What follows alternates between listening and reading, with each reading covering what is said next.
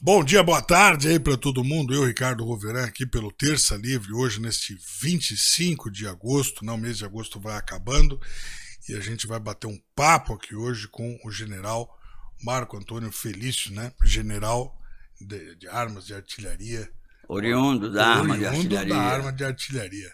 Com muito orgulho, hein? Não, muito bom. A gente vai bater um papo com ele aqui sobre. Ele foi o general ali que esteve à frente do hoje presidente da República, o Bolsonaro, né? Bom, estive à frente em determinadas situações, né?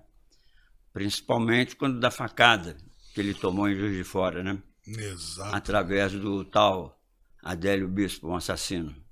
Adélio Bispo de Oliveira.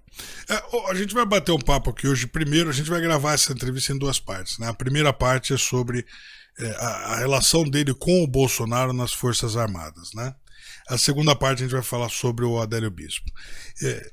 A gente está falando com o general aqui, 44 anos de dedicação e serviço à pátria. Exclusivo, né? 44 anos exclusivos em prol do Exército, em prol do Brasil. Exatamente.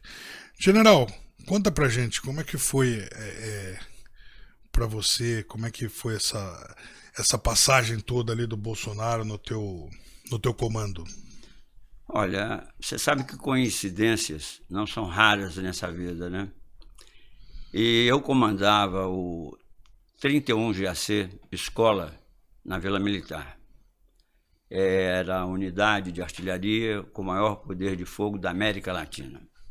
E era uma unidade escola. E ela participava de todos os exercícios reais junto à ESAO, que é a Escola de Aperfeiçoamento de Oficiais. E nessa época, o Bolsonaro cursava o curso de aperfeiçoamento de oficiais nessa escola. E o meu contato com ele era através desses exercícios que a gente fazia no campo de Jericinó, que era o campo de exercício de tiro do Exército no Rio de Janeiro. E eu não tinha um contato permanente com ele e nem conversava com ele diariamente, nada disso. Apenas, nessa mesma ocasião, ele estava respondendo ao inquérito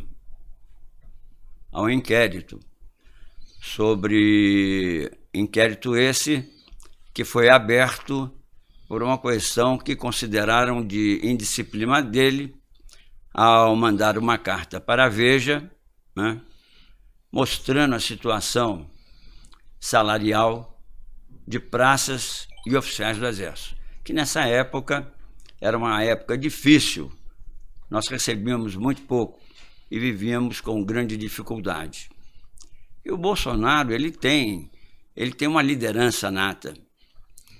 E ele tem muita coragem física e tem muita coragem moral também. E ele procurou sensibilizar os chefes, falando sobre esse problema que existia nas Forças Armadas. Agora, ele cometeu uma indisciplina, porque se ele quisesse tratar desse assunto com o chefe, ele teria que tratar de uma outra maneira, através dos canais de comando. E ele acabou escrevendo um artigo na revista Veja, e isso, então, foi considerado uma indisciplina. E abriram um inquérito, inclusive, para apurar o fato. E eu conversava muito também com o comandante da escola que ele estava cursando, porque eu apoiava a escola, Bom Tiro Real, e estava sempre lá, sempre verificando, estudando os exercícios, verificando o que precisava. E de quando em quando, como o Bolsonaro estava nessa escola, o assunto fervilhava no Rio de Janeiro, com uma série de outras coisas que levantavam contra ele, que não eram verdade, mas aquilo fervilhava. E eu, de vez em quando, discutia sobre o Bolsonaro, a postura dele, a posição dele, com o comandante da escola. E até conversava mostrando ao comandante da escola que ele era um jovem capitão, tinha uma liderança muito grande, tinha muita coragem física, muita coragem moral, e talvez isso é o que tivesse levado, né, a cometer aquele aquele fato, considerado uma indisciplina. E o tempo passou, o Bolsonaro foi, inclusive, absolvido pelo Supremo Tribunal Militar, pelo Superior Tribunal Militar, e um belo dia eu recebi um telefonema do meu comandante, que comandava a Brigada Escola, e o meu grupo, o grupo que eu comandava, era subordinado à Brigada Escola, e ele me disse que o ministro Leônidas desejava falar comigo, queria telefonar para mim. Eu aguardei, não passou muito tempo, o ministro ligou para mim e disse que estava enviando um presente para o GESA, um presente para eu cuidar no GESA. Eu perguntei o que era, ele não quis dizer e tal. Passado lá uns 5 dias, o Bolsonaro se apresenta no meu quartel para lá servir. O recebi muito bem, como um oficial aperfeiçoado, e conversei com ele sobre a situação dele e disse a ele que, embora o inquérito que ele tinha respondido, eu daria a ele a chance de começar do zero lá e que ele receberia uma função operacional. Ele iria comandar uma bateria de artilharia de campanha. E ele, no grupo, o pouco tempo que ele ficou lá, foi um excelente oficial. Até que um dia ele me procurou e disse que gostaria de tirar 2 anos de afastamento do Exército, o que é legal, sem vencimentos, sem receber qualquer coisa, porque ele gostaria de tentar uma carreira política. Eu até que o motivei ainda mais que ele fosse, que ele buscasse um novo caminho, se ele quisesse, e despachei favoravelmente que o escalão superior concedesse a licença para tratar de interesses particulares. Ele se desligou da unidade e o meu contato com ele depois foram contatos fortuitos, né? Em eventos, quando ele visitou, por exemplo, a AD no Rio Grande do Sul, uma unidade que era do meu comando, e coisas assim. Fora isso, não tive mais uma interação com ele, que eu diria diária, ou semanal, ou mensal, ou anual. Encontrava com ele quando o destino determinava. E achei a carreira dele como político uma boa carreira. Tanto é que ele se manifestava sempre, embora digam que ele era um deputado de 2ª categoria, ele não era um deputado de 2ª categoria. Desde eleito, ele era um deputado igual aos outros. E eu acho que ele mereceu um grande galardão. Foi quando levantaram quais deputados eram honestos na Câmara e somente o nome dele foi indicado como um oficial honesto, como um deputado honesto.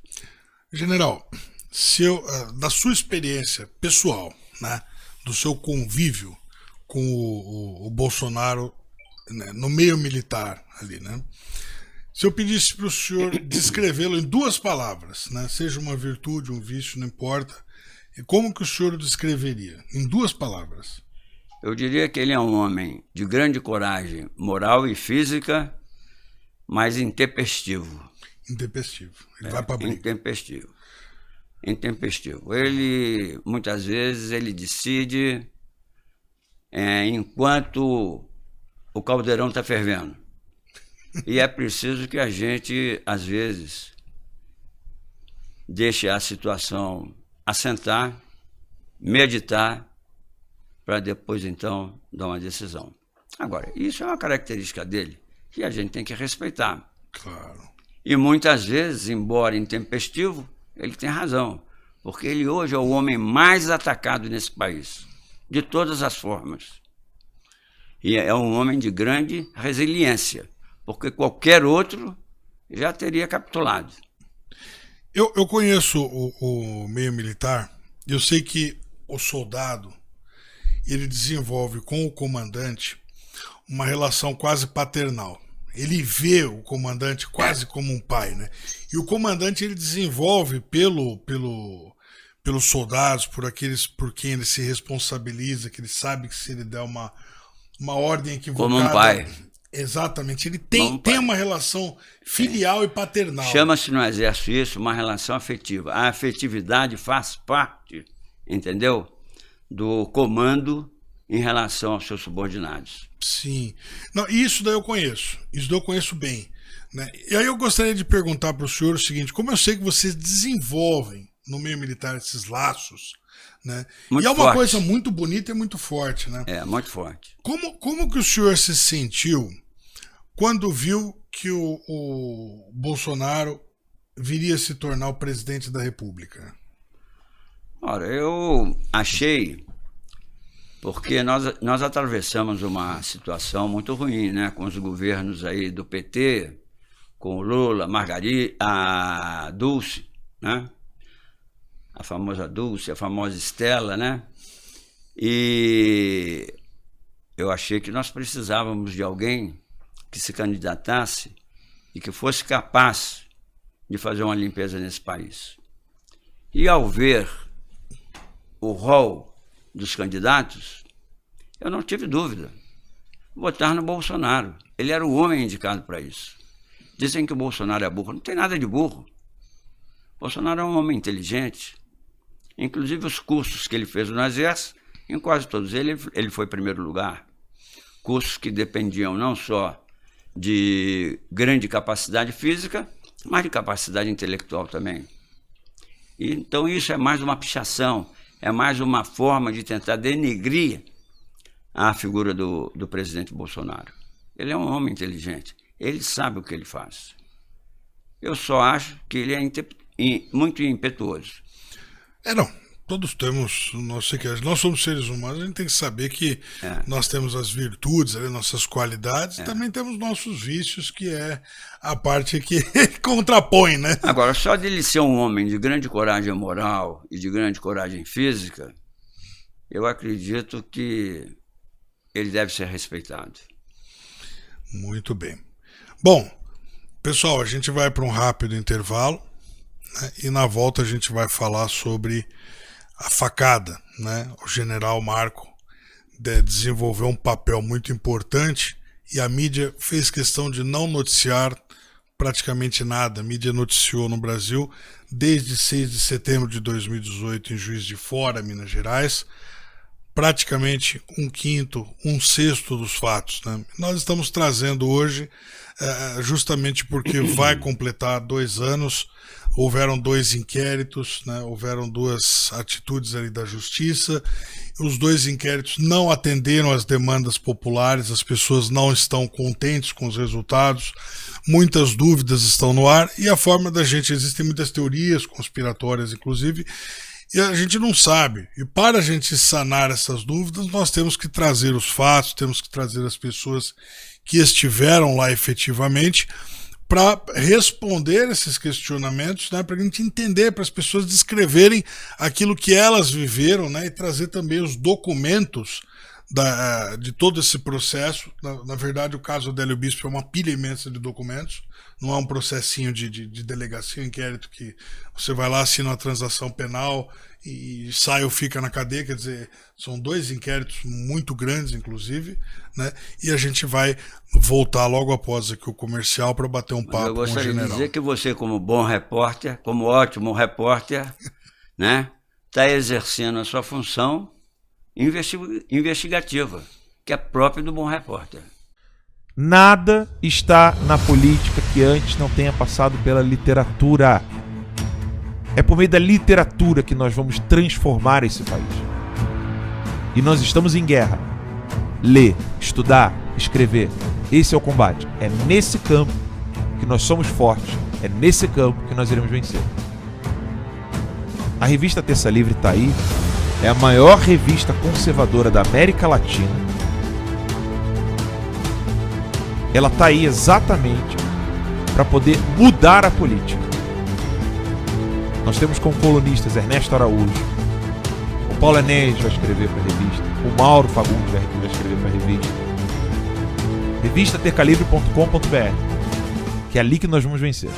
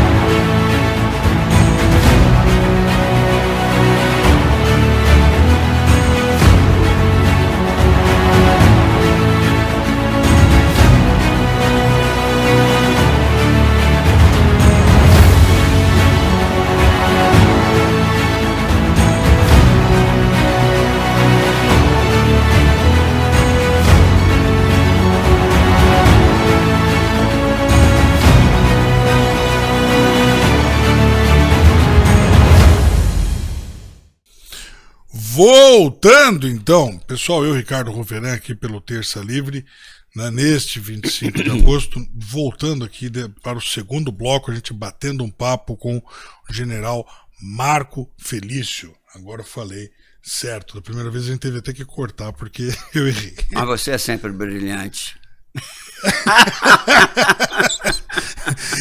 Então, 44 anos aqui de serviços prestados ao Brasil nas Forças Armadas, defendendo esse solo, e foi o comandante, por um tempo, do último comandante do hoje presidente da República, Jair Bolsonaro, né? Ele já conversou aqui com a gente no primeiro bloco, falando sobre a relação dele, né? Como que se desenvolveu ali com o Bolsonaro. Agora a gente vai perguntar uma outra coisa, a gente vai entrar num outro assunto bastante delicado, porque a imprensa não noticiou praticamente nada, foi um quinto, um sexto, as coisas mais pungentes apenas, os fatos mais que marcaram-se às vezes a ordem do dia foram noticiados, mas o caso foi tratado como uma coisa de segunda mão. Se fosse uma vereadora do Rio de Janeiro, eles tinham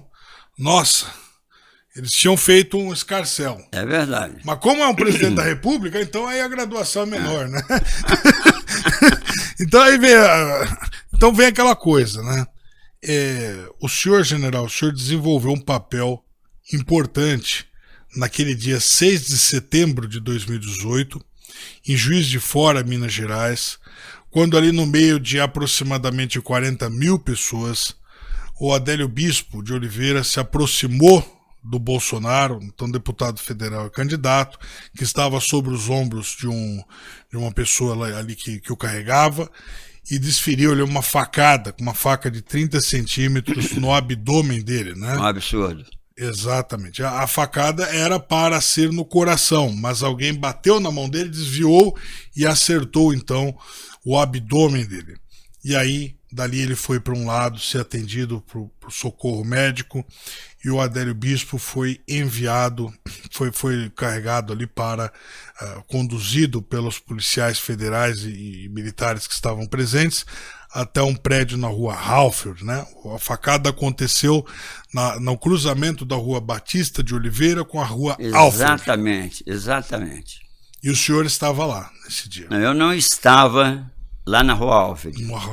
Eu tinha participado de um almoço promovido pela Associação Comercial de Juiz de Fora para receber o Bolsonaro e o Bolsonaro se dirigir a um segmento da população de Juiz de Fora. E eu estava lá nesse almoço. Quando terminou o almoço, eu estava dando uma entrevista e fui procurado por um capitão da Polícia Militar, filho de um coronel da Polícia Militar, muito meu amigo.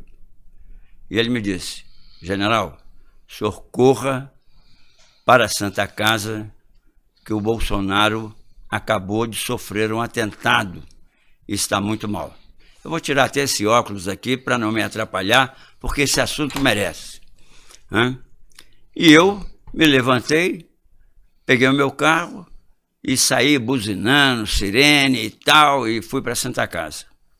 Ele estava acabando de chegar. Estava já em coma profunda,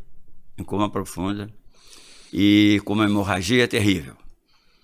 Foi levado para a sala de cirurgia e os médicos não conseguiam operá-lo porque ele estava com 2,5 litros de sangue dentro do abdômen, não conseguiam enxergar.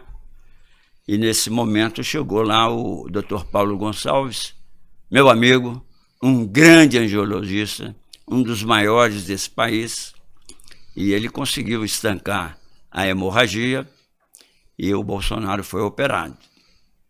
Logicamente, uma operação de alto risco, pelo estado em que ele se encontrava e como chegou à Santa Casa.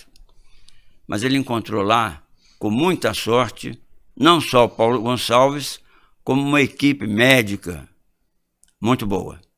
Essa equipe, junto com o Paulo Gonçalves, salvaram os dois, ambos salvaram a vida do Bolsonaro. Bom, qual foi a minha participação?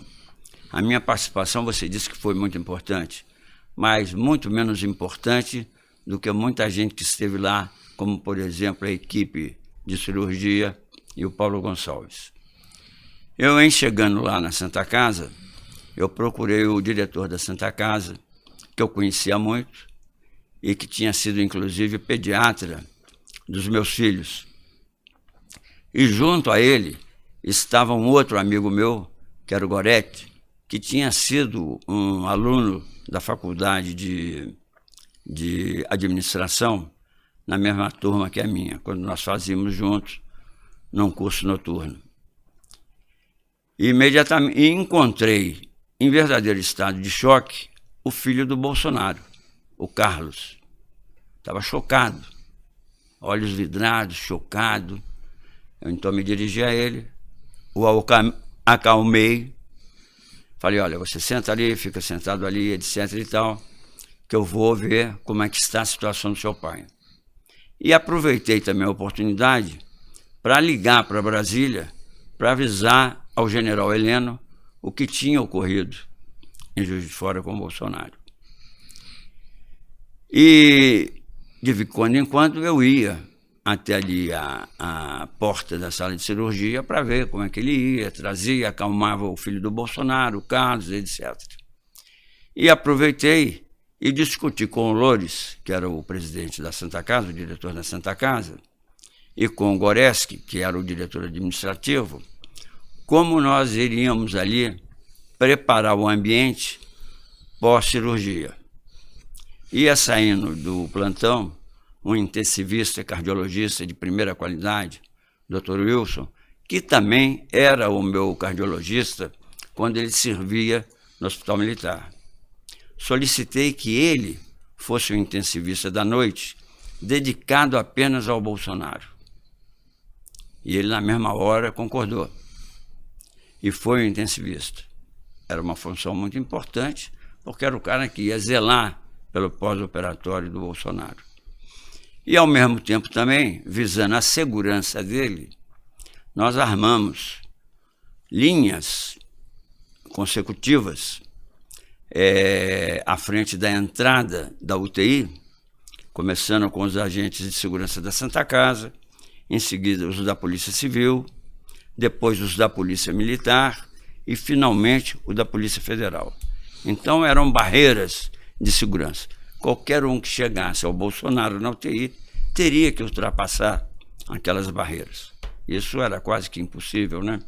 Dentro de um ambiente, eu diria, pequeno, e que existiam, inclusive, os agentes da Santa Casa ali, que conheciam também todo mundo e ajudariam na identificação de pessoas para os outros policiais que lá estavam.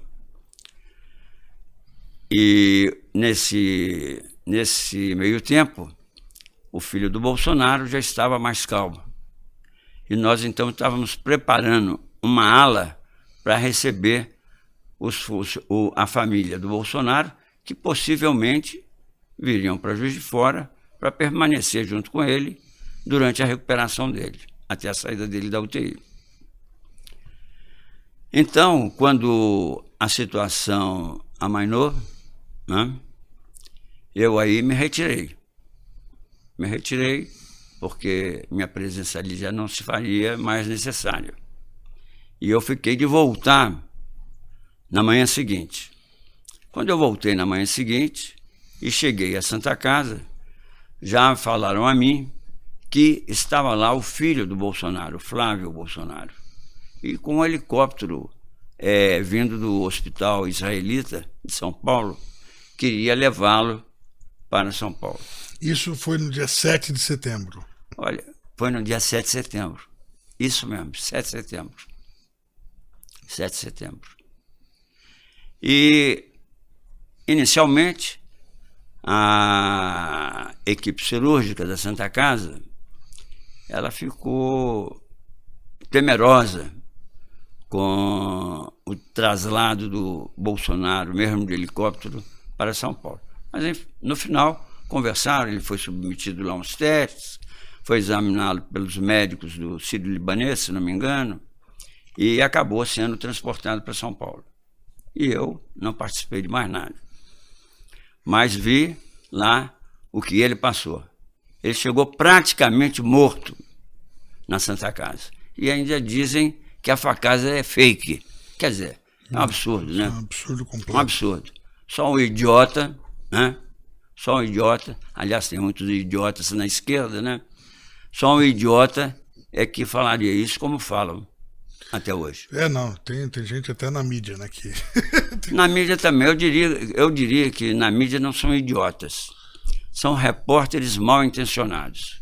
Se você abrir, por exemplo, a página central do Globo, você vê lá um Ascânio Lemos, você vê uns outros que são repórteres já velhos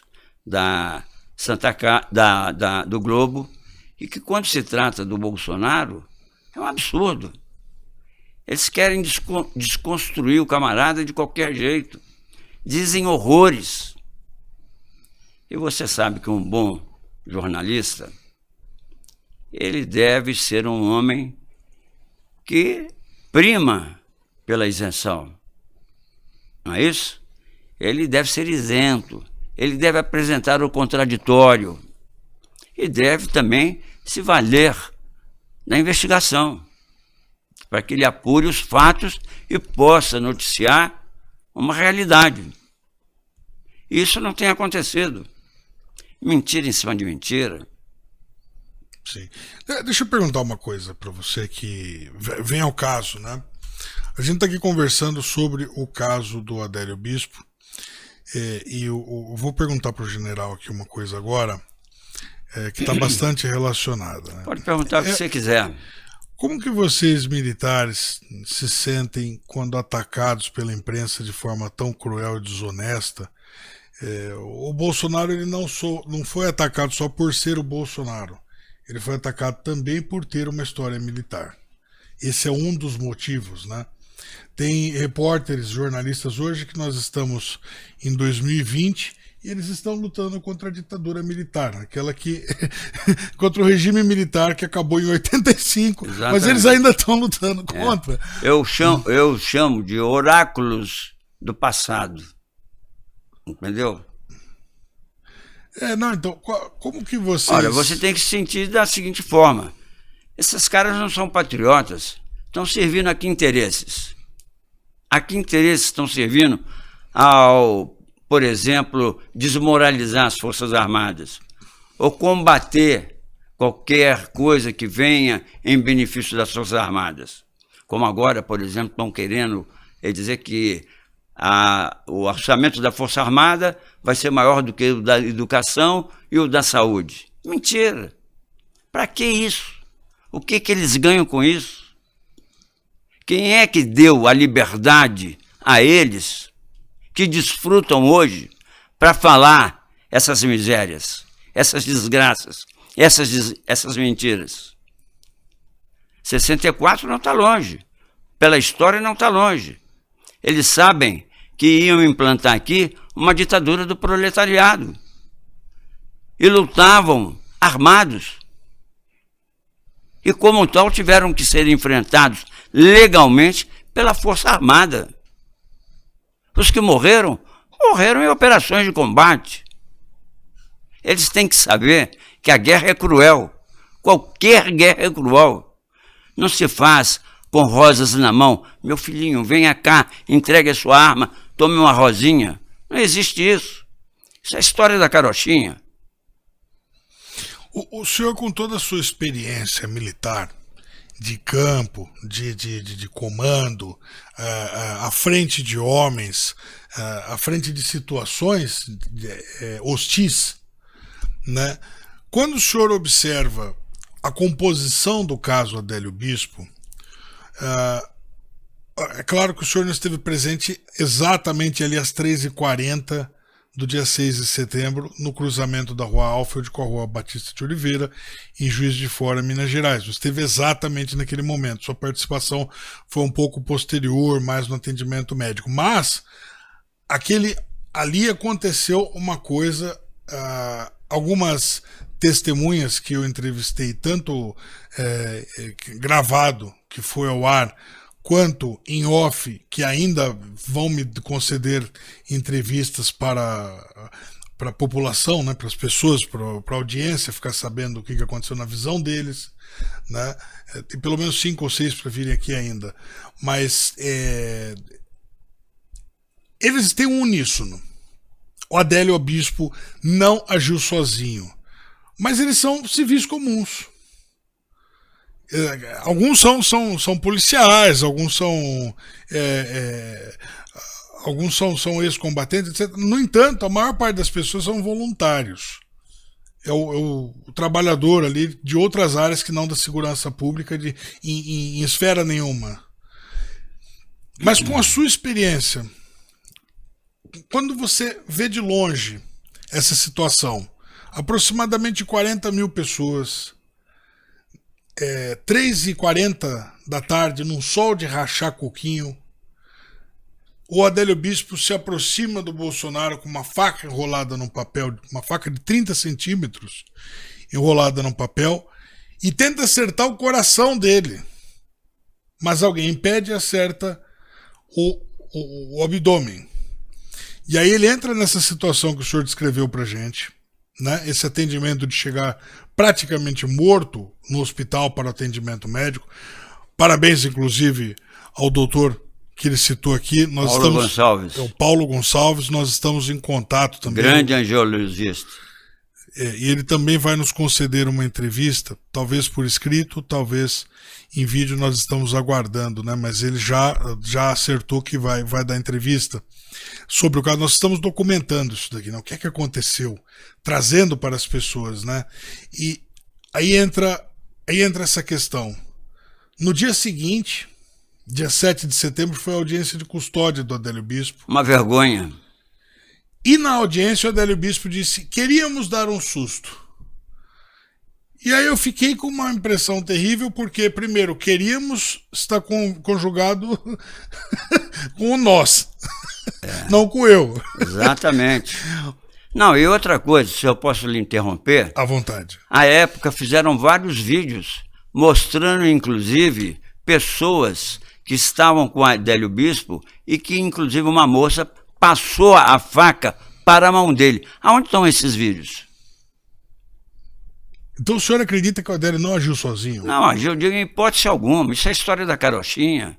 Isso é história, inclusive, criada por quem teria talvez até participação. Inclusive, o primeiro delegado que instaurou o inquérito e fez as primeiras investigações era ligado a esse comunista que era o governador de Minas, o Pimentel. Só dele ser ligado ao governador Pimentel e ao PT, para mim ele já não teria condições alguma de estar à frente desse inquérito. Entendi. Agora, outra coisa que, abrindo um parênteses, que eu gostaria de falar, é que normalmente se fala muito num sujeito que fez isso, fez aquilo, mas tem dois elementos policiais que praticamente também, como o Dr. Paulo Gonçalves, salvaram a vida do Bolsonaro. E ninguém fala no nome deles. São dois heróis.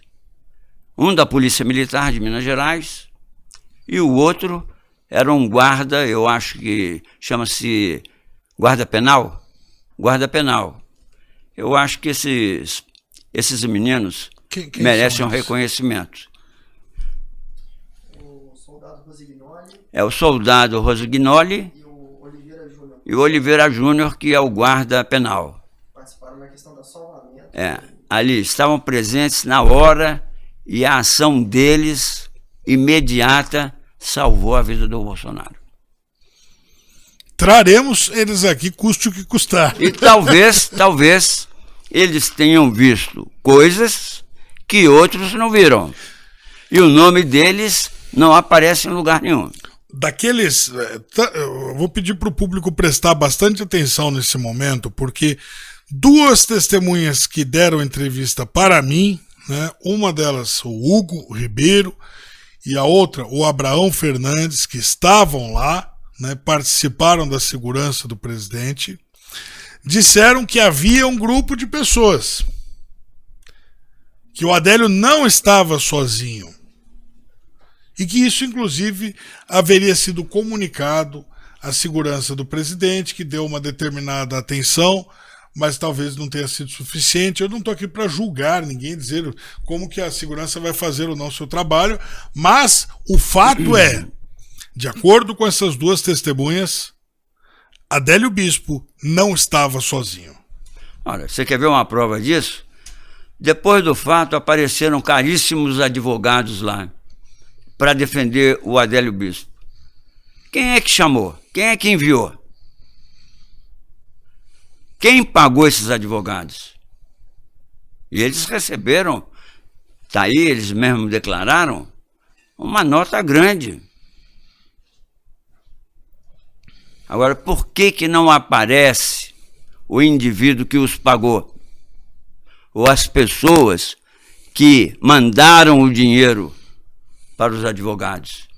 Como é que eles saíram rapidamente, se não me engano, de Barbacena, de avião? Eles chegaram a Juiz de Fora, em cima da hora, para defender o Adélio. Quem os mandou? Essas e outras questões nós vamos descobrir e será revelado. Então, era preciso que o camarada, alguém, apertasse esses advogados e que eles dissessem da onde é que veio o dinheiro que foi pago.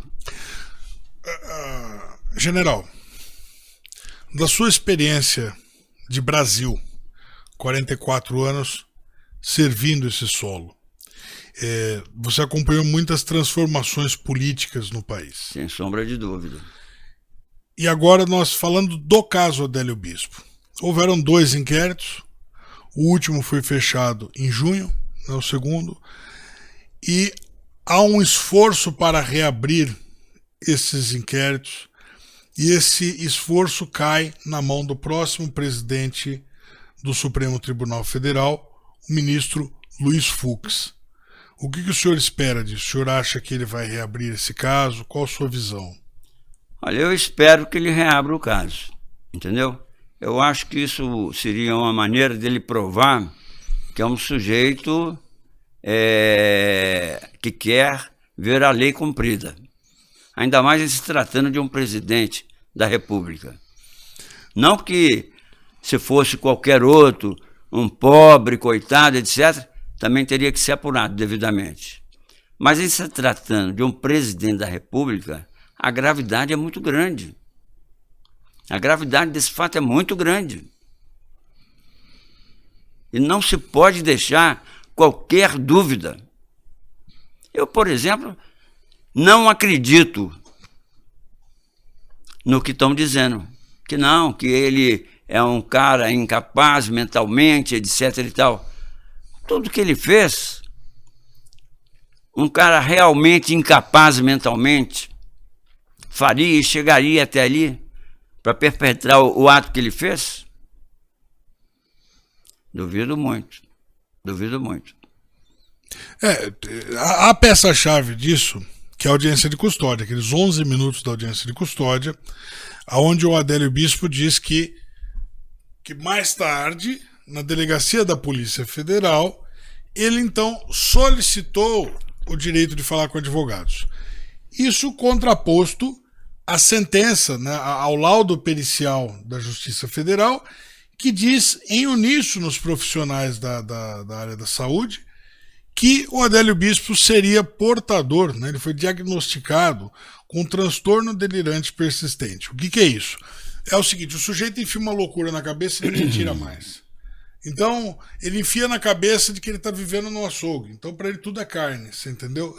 Ele enfia na cabeça que ele está sendo filmado pelo Big Brother. Então, para ele, o telefone vai tocar o Big Fone, tem alguém espionando ele pela câmera. Ele enfia na cabeça que ele é agente internacional, que ele é um espião da Rússia, e ninguém tira da cabeça dele. E esse transtorno geralmente dura mais de um mês. Ele tem mais de um mês de duração.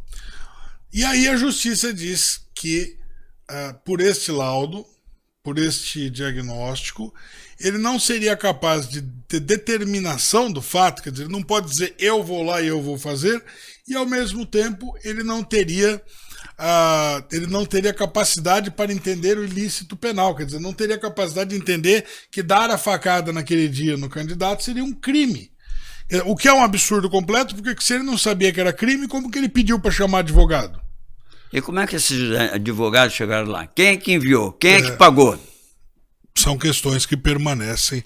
E advogados caríssimos. Caríssimos. De primeira linha. Que ele não teria condições de contratar. Lembrando que o Adélio Bispo, a última profissão dele foi garçom, né? Ele foi auxiliar de pedreiro e depois garçom. Você não tem como pagar Zanoni Oliveira Júnior, Fernando Magalhães, Marcelo Manuel da Costa e Pedro Augusto Felipe Lima e Poça, né? De Lima, Felipe Poça. Olha que eu não tenho dúvida nenhuma, viu? Foi um ato perpetrado para matar o Bolsonaro. E foi muito bem montado e não vejo uma outra figura para isso. Não vejo. Muito bem. General, a gente vai agradecendo a sua participação por aqui. Acrescentou muitas informações a essa investigação que nós fazemos, né? Nós estamos trazendo para o público as pessoas que participaram de forma direta ou indireta, no seu caso foi uma participação direta, embora não na cena do crime, mas no acompanhamento do então presidente aos cuidados médicos, né? As pessoas ouviram e viram aqui a própria pessoa do general Marco Antônio Felício, né? Falando o que aconteceu aquele dia. Tá certo? Entre outras informações, né, foi o último general a comandar o Bolsonaro antes dele sair das Forças Armadas, né? Enfim, 44 anos aí dedicados servindo o país. E é isso, né? Eu agradeço a oportunidade que você me deu de trazer aqui aquilo que eu penso, né? Aquilo que eu vi, narrar daquilo que eu participei, né? E estou às ordens aqui, porque sei que você é um camarada que preza a verdade, preza o verdadeiro jornalismo, né? A isenção, a busca da verdade, dá direito ao contraditório. Então eu te admiro muito. Muito obrigado. Que isso. É verdade. Tá legal. É muito fácil a gente criticar. A gente elogia pouco. E a nossa imprensa hoje é tão vagabunda, é tão marrom, quando você vê grandes periódicos como o Globo de outrora, né, fazer o papelão que faz hoje, de um pasquim, fica satisfeito em ver o seu programa. Muito obrigado, fico lisonjeado aqui, fico realmente, até o coração bate mais forte. A gente não está ouvindo isso de qualquer um, a gente está ouvindo isso de quem serviu a pátria, de quem serve a pátria e de quem não serviu apenas com serviços. Não foi, alguém colocou a vida em risco, atirem em mim. Eu acrescentaria alguma coisa, de quem está muito indignado com o que ocorre nesse país hoje. Perfeito. Então é isso, pessoal. Muito obrigado a todos, muito obrigado, Deus em primeiro lugar. Sem Deus aqui nada se faz, né? Gostem ou não, pelo menos comigo à frente aqui, sem Deus nada será feito. Em seguida nós agradecemos aqui os nossos ouvintes, os nossos espectadores e o nosso convidado mais do que especial aqui, General Marco Antônio Felício. Foi um prazer. Um grande abraço a todos, fiquem todos com Deus e até a